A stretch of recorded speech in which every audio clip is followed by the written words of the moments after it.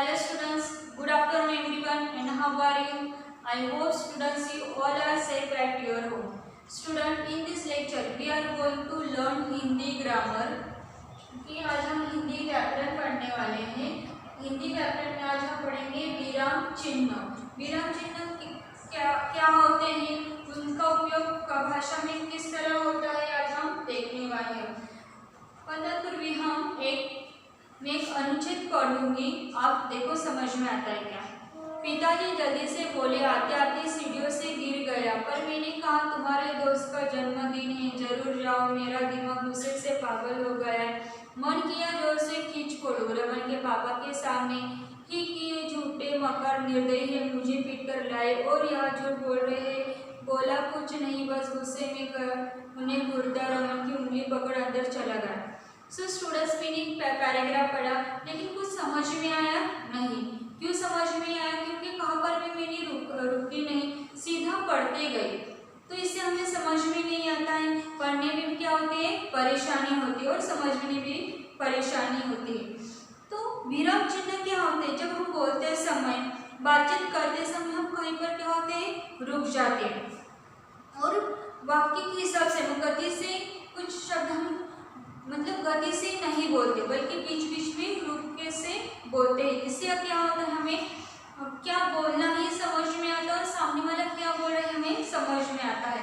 हम सीधा एक सेंटेंस में कहेंगे और और गति से कहेंगे तो हमें समझ में नहीं आता। हम क्या करते हैं, बीच बीच में रुकते हैं। तो रुकने की इसी क्रिया को क्या कहते हैं, विराम कहते हैं। विराम मतलब आराम करना, मतलब जब हम बात करते समय बीच बीच में रुकते हैं, विराम आराम करते तो उसी को क्या कहते हैं, विराम कहते हैं। जब हम बातें करते समय रुकते हैं तो रुकने को क्या कहते हैं, विराम कहते हैं। तो जब हम लिखते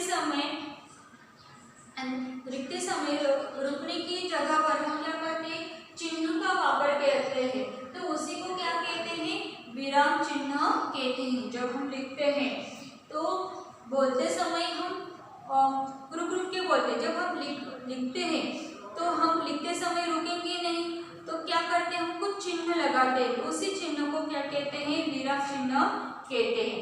अभी वही पैराग्राफ में फिर से विराम चिन्ह लगा के पढ़ूंगी, तो देखो क्या फर्क होता है। पिताजी जल्दी से बोले, आते आते सीढ़ियों से गिर गया, पर मैंने कहा तुम्हारे दोस्त का जन्मदिन है, जरूर जाओ। मेरा दिमाग गुस्से से पागल हो गया, मन किया जोर से चीख पड़ो रमन के पापा के सामने कि ये झूठे मक्कार और निर्दयी हैं, मुझे पीट कर लाए हैं और यहाँ झूठ बोल रहे हैं। बोला कुछ नहीं, बस गुस्से से उन्हें घूरता रमन की उंगलियां पकड़े अंदर चला गया। मतलब अभी ये पैराग्राफ समझ में आ गया होगा। जब हम रुक रुक के बोलते हैं तो हमें समझ में क्या होता है, आसानी होती है और बोलते समय भी आसान होता है। तो वैसे ही हम लिखते समय चिन्ह का वापर करते हैं, तो बहुत सारे विराम चिन्ह का हम लिखते समय उसका उपयोग करते हैं। तो ऐसे कौन से विराम चिन्ह हैं, पूर्ण विराम होते हैं, अल्प विराम, अर्ध विराम, प्रश्न सूचक चिन्ह, योजक चिन्ह, विस्मयबोधक चिन्ह, इकहरा उदाहरण चिन्ह, दोहरा उदाहरण चिन्ह, विवरण चिन्ह और लास्ट लाघव चिन्ह। अभी इसका उपयोग हम कहाँ पर करते हैं देखेंगे।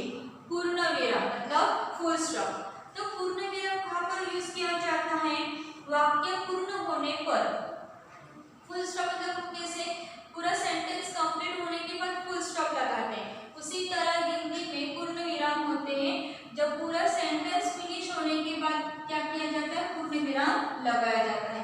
तो पूर्ण विराम कैसे होते हैं, जैसे वन की तरह, कि इंग्लिश में हम वन लिखते हैं, उसी तरह एक पार्टी की तरह से हमें लिखना है। जैसे रोशनी के रंग फैलाना अच्छा है, एक पूरा एक वाक्य है, इस वाक्य पूरा होने पर हम क्या लगाएंगे, पूर्ण विराम। तो हमें समझ में आता है कि एक पूरा सेंटेंस है, में पूरा सेंटेंस बोलने पर हमें क्या करना है, थोड़ी देर के लिए रुकना है। ओके, चांदनी रात का मजा जू पर ही है। तो ये सेंटेंस होने के बाद हमें क्या करना है, रुकना है। फुल स्टॉप, फुल स्टॉप मतलब यहाँ से हमें समझ में आता है कि हमारा सेंटेंस कंप्लीट हुआ है, हमारा वाक्य यहाँ पर पूर्ण हुआ है। तो इसलिए हमें क्या कहते हैं, पूर्ण विराम।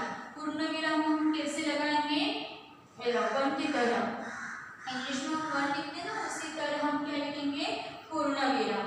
I hope you understood. Now next one, अल्प विराम। अल्प मतलब क्या होता है, कम। विराम मतलब आराम करना, रुकना। ओके, विराम का मतलब रुकना। अल्प विराम मतलब थोड़ी देर के लिए हमें क्या करना है, रुकना है। ओके, अर्ध विराम का मतलब कॉमा, तो हम किस तरह दिखाते हैं, इस तरह। ओके, हाँ, अभी विराम चिन्ह नहीं होगा तो किस लिए पढ़ेंगे हम। हाँ, मैं साथ चाहता हूँ, ऐसे नहीं। तो विराम चिन्ह होने पर हम कॉमा लगाएंगे। हाँ, मैं संधि चाहता हूँ। हाँ के बाद क्या होगा, यहाँ पर कॉमा है। और अल्प विराम मतलब हमें थोड़ी देर के लिए यहाँ पर क्या करना है, रुकना है। अल्प विराम कब लगाते हैं, जब हम पढ़ते हैं या लिखते हैं, थोड़ी देर के रुकने के लिए इसका हम अल्प विराम का प्रयोग करते हैं। और एक बात करते हैं, जब हम एक ही घटक के बहुत सारे नाम लिखते हैं तभी हम उस अल्प विराम का उपयोग करते हैं। जैसे हमें फल के नाम लिखने होंगे, आंबा, कॉमा, जैसे पपया, कॉमा, पेरू, ऐसे मतलब लिखते हैं। फूल के नाम लिखने होंगे तो कमल, मोगरा, ऐसे एक ही घटक के नाम लिखने होंगे तो हम लिखते हैं। जैसे हमें लड़के के नाम लिखने होंगे तो जैसे सूरज, राजू, कमल, ओके, रोहित, मतलब एक ही घटक के बहुत सारे हमें नाम लिखने होंगे। तो अलग अलग नाम दर्शाने के लिए हम बीच में क्या करते हैं, अल्प विराम लगाते हैं। मतलब एक वाक्य में आए विविध नामों को अलग अलग बताने के लिए अल्प विराम का प्रयोग किया जाता है। जैसे सहयोग, कॉमा, मन, अल्प विराम, वचन, अल्प विराम, कर्म, इन तीनों से होता है। ओके, सहयोग, सहयोग मन मतलब हमें समझ में आता है कि एक संयोग वर्ड से सहयोग मन, वचन, कर्म, इन तीनों से होता है। तो किससे समझ में आता है, हमें अल्प विराम से समझ में आता है। मतलब हमें थोड़ी देर के लिए जब रुकना होगा तो हम अल्प विराम का प्रयोग करते हैं। दूसरा है अर्ध विराम। अर्ध विराम मतलब अल्प विराम से थोड़ा ज्यादा हम क्या करेंगे, रुकेंगे, लेकिन पूर्ण विराम से थोड़ा कम। ओके, मतलब जहाँ अल्प विराम से कुछ देर अधिक देर रुकना होगा तो हम क्या करते हैं, अर्ध विराम का उपयोग करते हैं। अर्ध विराम कैसे लिखते हैं, एक ऐसे डॉट और उसके नीचे कॉमा। ओके, डॉट देंगे उसके नीचे से कॉमा, इस तरह से हम अर्ध विराम दिखाते हैं। जैसे तुम्हें पैसे की जरूरत होगी, तुम्हें पैसे की जरूरत होगी, यहाँ पर अर्ध विराम है मतलब हमें यहाँ पर रुकना है, एक साथ पूरा रीड नहीं करना है। तुम्हें पैसे की जरूरत होगी, अर्ध विराम, मगर मैं जानता हूँ, यहाँ पर कॉमा, पैसे नहीं मांगूंगी।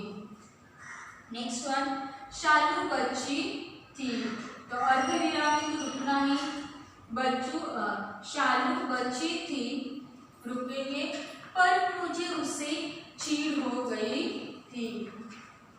I hope students you understood अर्ध विराम। प्रश्न सूचक, नाम से ही पता चलता है कि हमें कब यूज करना। प्रश्न चिन्ह मतलब क्वेश्चन मार्क, तो जब हम प्रश्न पूछते हैं तो ये प्रश्न हमें बता दिखाने के लिए हम क्या करते हैं, प्रश्न चिन्ह का उपयोग करते हैं। प्रश्न चिन्ह इस तरह हम क्या करते हैं, दिखाते हैं। जिस वाक्य में कोई प्रश्न हो वहाँ इसका प्रयोग किया जाता है। जब हम प्रश्न पूछते हैं तब ये प्रश्न चिन्ह का हम क्या करते हैं, उसका उपयोग करते हैं। ओके, मनुष्य किस ओर बढ़ रहा है, किस ओर मतलब क्वेश्चन पूछना है तो यहाँ पर क्वेश्चन मार्क, क्वेश्चन मार्क्स नहीं होंगे तो ये क्वेश्चन नहीं लगता है और उसके आधे मार्क्स कट हो सकते हैं। इसलिए जब आप क्वेश्चन लिखते हो तो क्वेश्चन मार्क्स लिखना जरूरी है। तो मैं क्या अपना घर उजाड़ दूं क्या, एक क्वेश्चन है तो यहाँ पर क्वेश्चन मार्क्स लगाना है। स्टूडेंट्स ये सभी विराम चिन्ह लिखते समय बहुत जरूरी होता है। ये नहीं होंगे तो एक एक आधा मार्क्स आपका कट हो सकता है। और पढ़ते समय भी हमें उस क्वेश्चन विराम चिन्ह का उपयोग करके ही हमें क्या करना होता है, पढ़ना होता है। तभी हमारे पढ़ना कैसे अच्छे से समझता है। ओके, दूसरा है योजक चिन्ह। योजक चिन्ह मतलब क्या होते हैं, जब हमें दो सेंटेंस जोड़ने के लिए हम योजक चिन्ह का उपयोग करते हैं, मतलब छोटे से सिर्फ डैश देते हैं। ओके, कई बार हम ऐसे करते हैं कि जब हम नोटबुक पे लिखते हैं तो हमारा एक लाइन खत्म होने के बाद आधा शब्द बाकी है तो हम नीचे लिखने के लिए तभी भी इसका उपयोग करते हैं। ओके, जैसे दो शब्द जोड़ने के लिए योजक चिन्ह का प्रयोग किया जाता है। जैसे इसने श्री रामकृष्ण जैसे सपूतों को जन्म दिया। रामकृष्ण एक है तो रामकृष्ण को जोड़ने के लिए यहाँ पर योजक चिन्ह का उपयोग किया है। दोनों एक दूसरे यहाँ पर एक दूसरे पे यहाँ पर यूज किया गया है। मतलब दो शब्द जोड़ने के लिए योजक चिन्ह का उपयोग किया जाता है। कई बार हमारी लाइन खत्म होने के बाद जब हम उसी शब्द को एक दो अक्षर बाकी होंगे लिखने के लिए तभी भी हम योजक चिन्ह का उपयोग कर सकते हैं। कई बार हम सेम शब्द होंगे जैसे अलग अलग, तो वो शब्द लिखते समय भी हम योजक चिन्ह का उपयोग करते हैं। आई होप स्टूडेंट्स ने अंडरस्टूड। नेक्स्ट वन विस्मयबोधक चिन्ह, मतलब हमारा एक्सक्लेमेटरी मार्क्स। तो एक्सक्लेमेटरी मार्क्स हम कब लगाते हैं, जब हम हर्ष, शोक, घृणा, विस्मय, भय आदि का अपने भाव को व्यक्त करते हैं, अपनी भावना को व्यक्त करते हैं, तब हम विस्मयबोधक चिन्ह का क्या करते हैं, उपयोग करते हैं। विस्मयबोधक चिन्ह एक लाइन उसके नीचे डॉट, इस तरह से हम विस्मयबोधक चिन्ह दर्शाते हैं। जैसे स्वतंत्रता दिवस, यहाँ पर क्या लिखा है, हे भगवान। हम यहाँ पर उठ गए हे भगवान, मतलब हम सडनली कुछ बोलते हैं तो ये यूज किए जाते हैं, हे भगवान। उसके बाद विस्मयबोधक चिन्ह, आज बच्चे क्या खाएंगे। छी बोलने के बाद हम थोड़ी देर के लिए रुकते हैं, मतलब विराम चिन्ह का वापर करते हैं छी। तो सडनली हम क्या करते हैं, हमारा घृणा दर्शाते हैं, तो छी तुम कितने गंदे हो। इस तरह विस्मयबोधक चिन्ह का उपयोग किया जाता है। एक हरा उद्धरण चिन्ह। एक हरा उद्धरण चिन्ह मतलब क्या होता है, जिस तरह हम इसे दर्शाते हैं। ओके, मतलब किसी व्यक्ति के नाम, उपनाम, किसी पुस्तक का नाम अथवा किसी सुविचार आदि के लिखते समय इन चिन्ह का प्रयोग किया जाता है। एक हरा मतलब जब हम सेंटेंस लिखते हैं तो सेंटेंस में जो महत्वपूर्ण शब्द होगा, तो महत्वपूर्ण शब्द को दर्शाने के लिए एक हरा उदाहरण चिन्ह का इस्तेमाल किया जाता है। इससे हमें समझ में आता है कि वो उस वाक्यों में से वो एक शब्द क्या है, बहुत महत्वपूर्ण है। जैसे राजनीति का विज्ञान इस देश के वेद है। कौन सा वेद है, राजनीति का विज्ञान। ये इंपॉर्टेंस है, तो इसके लिए यहाँ पर इसे एक हरा उदाहरण चिन्ह लगाते हैं। रमन की वर्षगांठ में कभी नहीं भूल सकता। क्या नहीं भूल सकता, वर्षगांठ।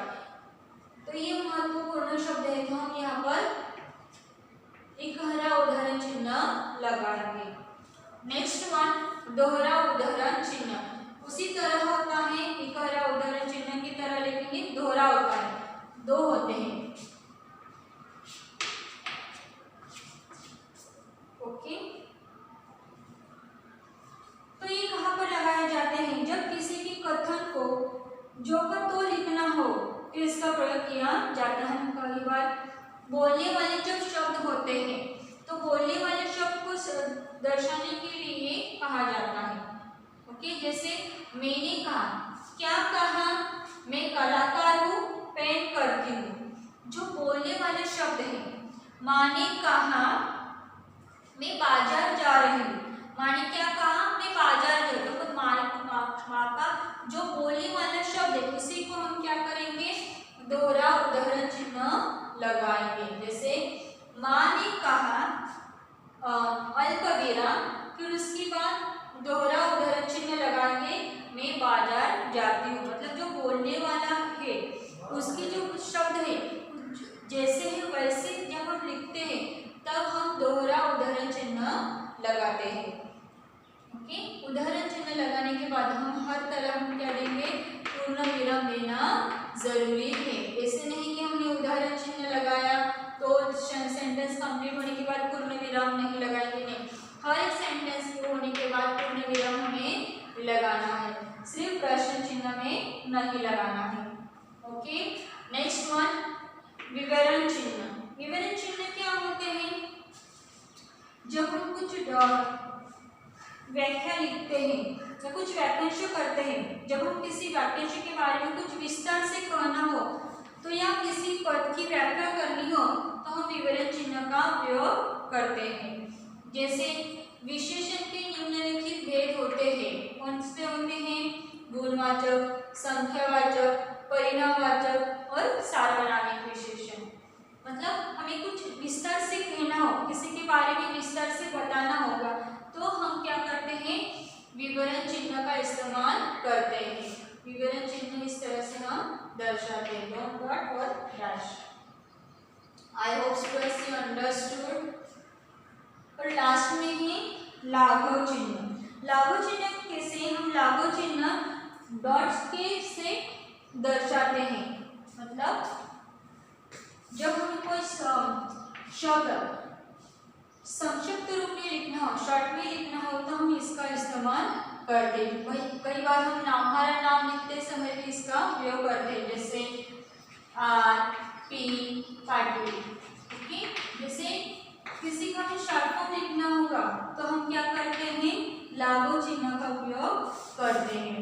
जैसे प पर अनुस्वार दिया, प लाघव चिन्ह तो हमें समझ में आता है ये क्या है?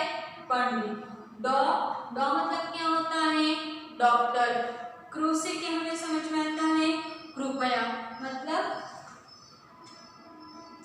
लाघव चिन्ह मतलब जो शब्द बहुत प्रसिद्ध हो या उसके बारे में लिखने की आवश्यकता पड़े तो उसका पहला अक्षर लिखकर हम क्या करते हैं? लाघव चिन्ह का उपयोग करते हैं, लाघव चिन्ह लगाते हैं। लाघव चिन्ह लगने पर हमें समझ में आता है कि ये शब्द कैसे लिखा है? शॉर्ट में लिखा है, संक्षिप्त में लिखा है, हमें पूरा करना है, हमें समझ में आता है। I hope students you understood this विराम चिन्ह।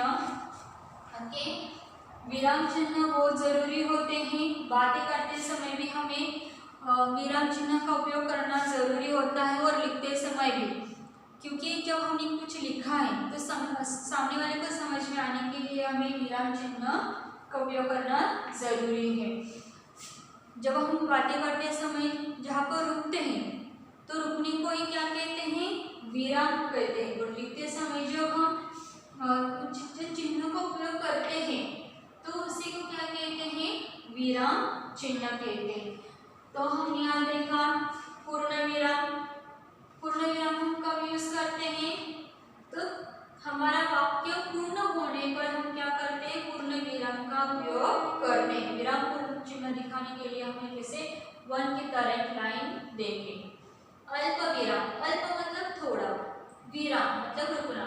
जहाँ पर हमने थोड़ी देर के लिए रुकना होगा तो हम वहाँ पर क्या लगाते हैं? अल्प विराम चिन्ह लगाते हैं।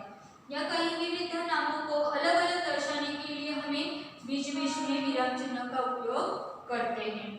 नेक्स्ट वन अर्ध विराम, मतलब अल्प विराम से थोड़ा ज्यादा और पूर्ण विराम से थोड़ा कम हमें रुकना होगा तो हम अर्ध विराम का उपयोग करते हैं। प्रश्न सूचक चिन्ह, प्रश्न दर्शाने के लिए हम प्रश्न चिन्ह का उपयोग करते हैं, प्रश्न सूचक चिन्ह का उपयोग करते हैं। दूसरा है योजक चिन्ह। योजक मतलब जोड़ने का काम। ओके, जब हमें दो शब्द जोड़ने होंगे तो हम क्या करते हैं? योजक चिन्ह का इस्तेमाल करते हैं। दूसरा है नेक्स्ट वन विस्मय सूचक चिन्ह, मतलब जो हम हमारे मन की जो भावना होती है, हमारा दुख, हर्ष, आश्चर्य, ये सब होते हैं। हर्ष, शोक, घृणा, विस्मय, भय, ये सब जब भावनाओं के साथ व्यक्त करते हैं तब हम विस्मय बोधक चिन्ह का क्या करते हैं, उपयोग करते हैं।